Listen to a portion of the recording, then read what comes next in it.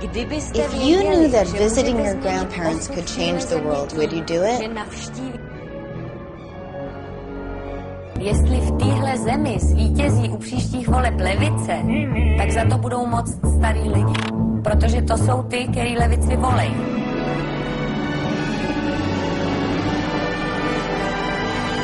Zelení se koupit nenechali, prokázal to i test novinářů. Takže si kupte lístek na autobus nebo na vlak, vyjeďte na výlet za svýma prarodičema a normálně je zabijte.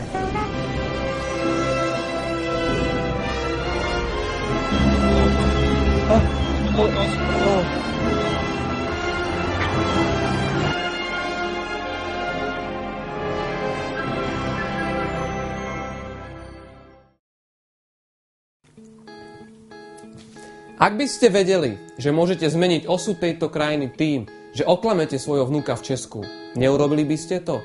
No jasné, že áno. Teda pokiaľ nie ste nejaký moralista. Ja som Tomáš Hudák, Čecha. A tiež Moraváka. A toto je... to je jedno, kto to je. Nech už vyhrá v našich júnových voľbách ktokoľvek, naša ekonomika je v prdeli. Tak ako tá grécka, portugalská alebo česká. Čo nás teda môže zachrániť? Zahraničné investície. A tou zahraničnou investíciou môže byť aj váš český vnuk. Je pravda, že Čech dnes zablúdi na Slovensko len keď jeho kamaráta zavalí lavína v Tatrách kvôli koncertu No Name, alebo keď mu zasype lavína v Tatrách kamaráta.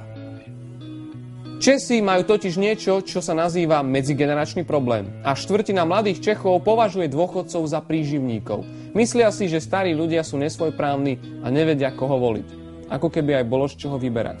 Asi už dávno zabudli, že aj tatíček Masaryk bol len senilný detko. Štefaník. To je jedno. Mladí Česi si fakt myslia, že keď sa vám raz za rok ozvú a prisľúbia, že sa ukážu, tak vy budete voliť tú ich banú stranu. Ale toto, pozor, je naša šanca. Natáčame toto video, aby ste sa vy zdvihli, nasadili si strojček do uší a zavolali svojej vnučke alebo vnukovi do čiek. Povedzte im, že ešte stále máte československé občianstvo a že rozmýšľate nad tým, že by ste volili toho sympatiáka Paroubka. No a ak posluchnú týchto dvoch, tak do týždňa sú vás určite ako na koni. Nenechajte sa však oklamať ich bielými ponožkami v sandáloch. Vaše vnúčence sú na tom finančne určite lepšie ako vy. Užite si ich. Nechajte sa vziať na nákupy, ale ešte predtým sa posťažujte, čo všetko vám v domácnosti nefunguje. Doprajte si konečne dobrý obed v nejakej drahej reštaurácii. Choďte do kina na nejaký dobrý slovenský film. Teda na hociaký film. Využite to, že sú tu svojím autom. Ruku na srdce, kedy ste boli naposledy v kúpeloch? No a keď sa budete vracať späť z tých kúpeľov, tak sa tvárte, že sa veľmi ponáhľate. Naši policajti takéto SPZ-ky veľmi radi skasírujú. A odmena pre vás, ak sem dotiahnete svoje české vnúčence?